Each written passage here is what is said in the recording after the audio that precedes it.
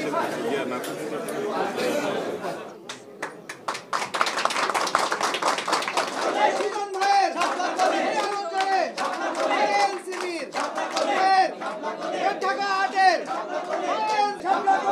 একটা স্যালুট দেন, আগের স্যালুট। ঢাকা ভার্সিটির ভিতরে আমি মনে করেন এই আন্দোলনে মনে করেন শরীর ছিলাম, এই আন্দোলনে স্যালুট দিয়েছিলাম। ঢাকা ভার্সিটির মানুষ আমাকে চিনে, সেই জন্য আমি নিজে বাছাই করে নিয়েছি ঢাকা 8 আসনের থেকে আমি মনোনয়ন। জুলাই বিপ্লবের সময় শিক্ষার্থীদের প্রতি সম্মান জানিয়ে রিকশা থেকে 2 হাত তুলে স্যালুট করা মুহূর্তেই ভাইরাল হয়ে ওঠা রিকশা চালক মোহাম্মদ সুজন এবার আনুষ্ঠানিকভাবে রাজনীতিতে নামছেন। বৃহস্পতিবার তিনি জাতীয় নাগরিক পার্টি এনসিপি থেকে মনোনয়নপত্র সংগ্রহ করবেন বলে দলীয় সূত্রগুলো নিশ্চিত করেছে। জুলাই আন্দোলনের উত্তপ্ত সময়কার সেই স্যালুট তাকে সাধারণ মানুষের চোখে একটি প্রতীকে পরিণত করেছে। রাস্তায় দাঁড়িয়ে আন্দোলনরত শিক্ষার্থীদের প্রতি তার সেই সম্মান প্রদর্শনের ভিডিও সামাজিক যোগাযোগ মাধ্যমে ছড়িয়ে পড়ার পর লাখো মানুষ তাকে জুলাই বিপ্লবে মানুষের প্রতিনিধি হিসেবে দেখতে শুরু করে। কংগ্রেচুলেশন, এবার বাংলাদেশে এক ভিন্নধর্মী ঘটনা ঘটতে যাচ্ছে। দর্শক, একজন রিকশাওয়ালার ছেলে, সেও চাইলে বাংলাদেশের প্রধানমন্ত্রী হওয়ার স্বপ্ন দেখতে পারে এবং এটাই হওয়া উচিত। কারণ বাংলাদেশের একজন রিকশাওয়ালার ছেলে, সে যদি একজন প্রধানমন্ত্রী হওয়ার ক্ষমতা রাখে, যোগ্যতা রাখে, তাহলে সে স্থানে তাকে অবশ্যই বসাতে হবে। দর্শক, এমনই কিছু বাস্তবতা ইতিমধ্যে আমরা দেখেছি।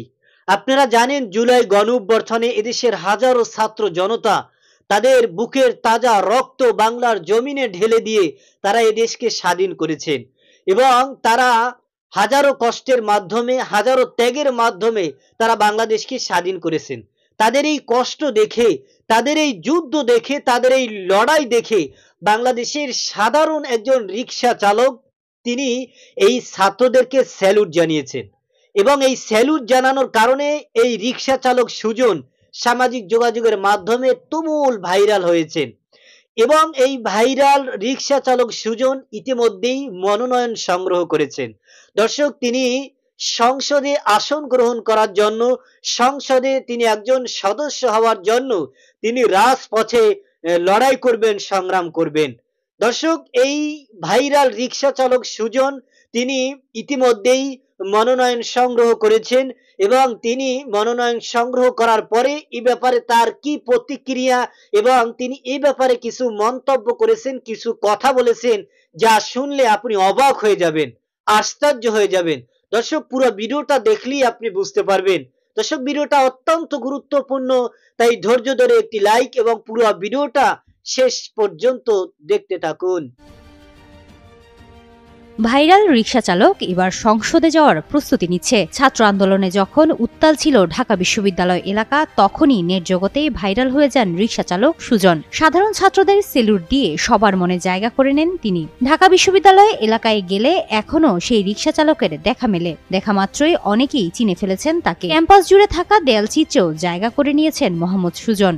তবে এখানেই থেমে থাকতে চান না তিনি। আগামী ফেব্রুয়ারিতে অনুষ্ঠিত ত্রয়োদশ জাতীয় সংসদ নির্বাচনে প্রার্থী হতে এনসিপি থেকে মনোনয়নপত্র নিয়েছেন তিনি। ডিবিসি নিউজের বরাত দিয়ে জানা যায়, আজ বৃহস্পতিবার তিনি মনোনয়নপত্র কিনতে এনসিপির কেন্দ্রীয় কার্যালয়ে যাবেন। তবে অনেকেই বলেন, হাসিনা সরকারের পতনের পর পরিবর্তনের হাওয়া লেগেছে বাংলাদেশে। রিকশা চালক সংসদে যাওয়ার চেষ্টা করছে, অনেক ছাত্ররা পরবর্তী বাংলাদেশের হাল ধরায় ব্যস্ত সময় পার করছে। প্রবীণ রাজনীতিবিদরাও নতুনদের স্বাগত জানাচ্ছে। তবে রিকশা সুজন কোন আসন থেকে প্রার্থী হচ্ছেন তা নিশ্চিতভাবে এখনো জানা যায়নি। জুলাই আন্দোলনের সময় আন্দোলনরত শিক্ষার্থীদের স্যালুট জানিয়ে দেশব্যাপী পরিচিতি পাওয়া সেই রিকশা চালক সুজন এবার জাতীয় নির্বাচনে লড়াইয়ের প্রস্তুতি নিচ্ছেন। এই লক্ষ্যে ঢাকা ৮, পল্টন, মতিঝিল, শাহবাগ, রমনা আসন থেকে এনসিপির মনোনয়ন ফর্ম সংগ্রহ করেছেন তিনি। এই আসনে বিএনপির মনোনয়ন পেয়েছেন দলটির স্থায়ী কমিটির সদস্য মির্জা আব্বাস। বৃহস্পতিবার সন্ধ্যা 7টায় রিকশা চালক সুজন এনসিপি কার্যালয় থেকে মনোনয়ন ফর্ম সংগ্রহ করেন। মনোনয়ন ফর্ম পেয়ে আবারও সেই স্যালুট দিলেন তিনি। ঢাকা ৮ আসন থেকে নির্বাচন করার কারণ ব্যাখ্যা করে সুজন বলেন, ঢাকা ৮ আসনের ভার্সিটি এলাকায় আমি জুলাই আন্দোলনে শরিক হয়েছি, এই জন্য আমি ঢাকা ৮ আসন থেকে মনোনয়ন ফর্ম নিয়েছি। কংগ্রেচুলেশন, এবার বাংলাদেশে এক ভিন্নধর্মী ঘটনা ঘটতে যাচ্ছে। তবে এমন ঘটনা আগেও ঘটছে অন্য লাইনে আর কি। ধরেন, হিরু আলম এক সময় মনোনয়ন কিনেছিল ঢাকার 17-তে আওয়ামী লীগের বাঘা একজন প্লেয়ার ছিল আরাফাতের বিপরীতে। তো জনগণ এটা ভাইবা নিছে যে আরাফাতের অপমান করার জন্যই হিরু আলমকে আসলে দাঁড়া করানো হয়েছিল বিএনপি এবং জামাতের পক্ষ থেকে, এমনকি ভালোই ভোট পাইছিল। এবার মির্জা আব্বাসের আসনে এই রিকশাওয়ালা সুজন যখন তিনি এনসিপি থেকে মনোনয়ন নিলেন, তখন অনেকেই মনে করছে যে এটা সাংবাদিক ইলিয়াস ভাই অথবা পিনাকির পরামর্শেই মির্জা আব্বাসের বিরুদ্ধে তাদের শক্ত একটা অবস্থান আছে। তো ওনাকে ছোট করতেই আসলে ওনার প্রতিদ্বন্দ্বী হিসাবে এখানে রিকশাওয়ালা সুজনকে দাঁড়া করানো হয়েছে। তবে এখানে শুধু সুজন না, এই আসনে কিন্তু আরেকজন হাড্ডাহাড্ডি আছেন, ওই যে ডট ডট ছিড়া ফেলমু, হ্যাঁ, মানে ওসমান হাদি ইনকিলাব মঞ্চের। জামাতেরই কিন্তু এখানে একজন শক্ত প্রার্থী আছে। তবে মনোনয়ন পেয়ে আবেগে হোক যে কোনো কারণে হোক রিকশাওয়ালা সুজনকে আমরা যেটা বলবো আর কি, যে ভাই আপনি একজন ভাইরাল ক্যারেক্টার, জুলাই আন্দোলনে আপনার একটা সেলুট বড় ভূমিকা রাখছে বা এটা একটা ইফেক্ট ন্যারেটিভ ক্রিয়েট করছে, কিন্তু এমন কোনো কথা শিখিয়ে দেওয়া কোনো কথা বলবেন না যেই কথার জন্য আবার রিকশাওয়ালারে আপনারা ধইরা মাইর দিয়া ফেলতে পারে। কারণ থাকে না, ভাসুরের নাম মুখে নিতে হয় না, ইশারা ইঙ্গিতে যখন আপনি কথা বলবেন মানুষ কিন্তু তা ধরে। মরণ পাওয়ার পর বেশ কিছু বক্তব্য দিয়েছিলেন রিকশাওয়ালা সুজন। তার বক্তব্যগুলোতে আমি প্রথম সারির গণমাধ্যমকে একটু ফলো করলাম যে আমি ভুল শুনলাম না, তিনি আসলে বললেন। আগে হিরো আলমদের একটু উদাহরণ দেই। আওয়ামী লীগের সময় মানে জোশে আয়সা হোশ হারাই ফেলছিল হিরো আলম, যার কারণে সরকার পতনের পর মাইরও একটা খাইতে গেছিল বিএনপি নেতা কর্মীদের হাতে। কেন? তখন হিরো আলম বলছিল যে বেগম খালেদা জিয়া 8 পাস, সে নাকি 7 পাস, নাকি সে 9 পাস, মানে 7 পাস, এক ক্লাস কম। তুলনাটা কই করে ফেলছিল দেখেন, তুলনাটা, এই যে তুলনাটা বিএনপির নেতাকর্মীরা এই বিষয়টা কিভাবে নিছিল এটা নিশ্চয়ই আলমের মাথায় আছে।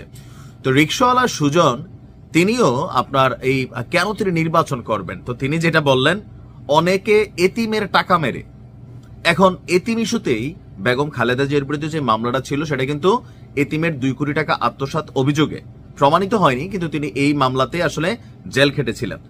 তো সুজন কিন্তু ধৈরাই বেগম খালেদা জিয়ার এই ইঙ্গিতটা দেয় নাই নাকি না এতিমের টাকা মেরে ইস্যু বাংলাদেশের রাজনীতিতে আপনি আর কার নামে পাইছেন?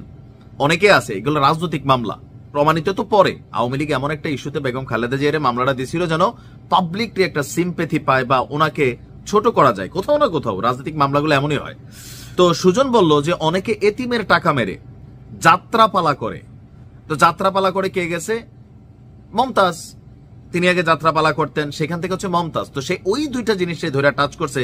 এখন আমার সন্দেহ সুজন কি এটা নিজে বলল নাকি তারে কানে কানে বলাই দিছে সাথে থাকা এনসিপির অন্য কোনো এক নেতা। দর্শক, আপনারা জানেন যে জুলাই গণঅভ্যুত্থানে যখন এদেশের হাজারো ছাত্র জনতা জীবন দিয়েছেন, রক্ত দিয়েছেন এবং তারা এই দেশের জন্য, এদেশের নিরীহ নিরপরাধ মানুষের শান্তির জন্য, তাদের সুখের জন্য যারা বুকের তাজা রক্ত বাংলার জমিনে ঢেলে দিয়েছেন, যাদের রক্তের বিনিময়, যাদের জীবনের বিনিময় আমরা একটা স্বাধীন বাংলাদেশ পেয়েছি, তাদের এই কষ্ট দেখে, তাদের এই যুদ্ধ দেখে, তাদের এই সংগ্রাম দেখে এক রিকশাওয়ালা তিনি তাদেরকে স্যালুট জানিয়েছেন এবং এইটা কিন্তু সামাজিক যোগাযোগের মাধ্যমে তুমুল আলোচনা এবং ভাইরাল হয়েছে।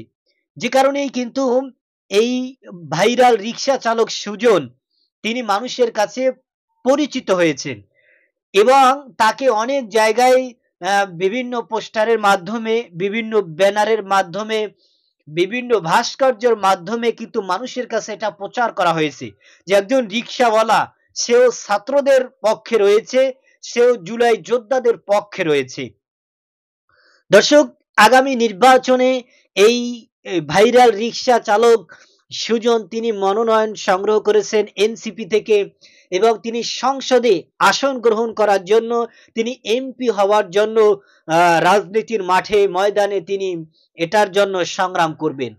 দর্শক, একজন রিকশাওয়ালা সেও বাংলাদেশে সংসদে আসন গ্রহণ করবে, এটা বাংলাদেশের গৌরব। কারণ বাংলাদেশে কে গরিব, কে ধনী, কে রিকশাওয়ালা, কে ফেরিওয়ালা, কে সরকারি চাকরিজীবী, কে সরকারি কর্মকর্তা, মানুষ হিসেবে আমরা সবাই সমান। মানুষ হিসেবে কে হুজুর, কে আলেম, কে মৌলবী, এটা না দেখে আমরা ভাই ভাই হিসেবে এদেশের জন্য, এদেশের মানুষের জন্য আমরা সকলেই কাঁধে কাঁধ মিলিয়ে কাজ করব, তাহলে একটা সোনার বাংলাদেশ, একটা সুন্দর বাংলাদেশ গড়া সম্ভব। একজন রিকশাওয়ালার ছেলে, একজন ফেরিওয়ালার ছেলে, সেও চাইলে একজন বাংলাদেশের প্রধানমন্ত্রী হওয়ার, বাংলাদেশের এমপি হওয়ার, বাংলাদেশের সংসদ সদস্য হওয়ার স্বপ্ন দেখতে পারে এবং তার যোগ্যতার বলে, তার মেধার বলে, তার ক্ষমতার বলে তিনি কিন্তু সত্য পথে সুন্দরভাবে ন্যায় বিচারের মাধ্যমে কিন্তু সে তার অর্জিত আসন গ্রহণ করতে পারে। এটাই বাংলাদেশের সর্বস্তরের মানুষের দাবি। দলের হয়ে যেই দল করে সেই দলই ক্ষমতায় যাবে, সেই দলই সংসদে যাবে, বিষয়টা এমন নয়। মানুষ যাদেরকে সাপোর্ট করে, মানুষ যাদেরকে ভালোবাসে, মানুষ যাদেরকে চায়, তারাই যাতে নির্বাচনে জয়লাভ করে মানুষের পাশে দাঁড়াতে পারে, অসহায় নিরীহ নিরপরাধ মানুষের সাহায্য করতে পারে, সহযোগিতা করতে পারে, তাদের উপকার করতে পারে। এটাই হচ্ছে বাংলাদেশের রাজনীতি, এটাই হচ্ছে বাংলাদেশের মানুষের আশা, মানুষের আকাঙ্ক্ষা। দর্শক, যার কিছু বাস্তব নমুনা ইতিমধ্যেই কিন্তু আমরা দেখতে পেয়েছি যে সামান্য একজন রিক্সাওয়ালা হয়েও সেও চাইলে এমপি হতে পারে, সেও চাইলে রাজপথে মানুষের জন্য সংগ্রাম করতে পারে। সুতরাং বাংলাদেশ এভাবেই এগিয়ে যাবে। বাংলাদেশ সোনার বাংলাদেশ হয়ে সারা বিশ্বের মডেল হিসেবে পরিচালিত হবে, পরিচিত হবে, এটাই আমাদের সকলের দাবি। দর্শক, এই বিষয়ে আপনার যদি কোনো মতামত থাকে সেটা আমাদের কমেন্ট সেকশনে অবশ্যই জানাবেন। আজ এ পর্যন্তই। সুস্থ থাকবেন, ভালো থাকবেন। দেখা হবে আগামী কোনো ভিডিওতে, কথা হবে নতুন কোনো বিষয় নিয়ে। সে পর্যন্ত ভালো থাকবেন। খোদা হাফেজ।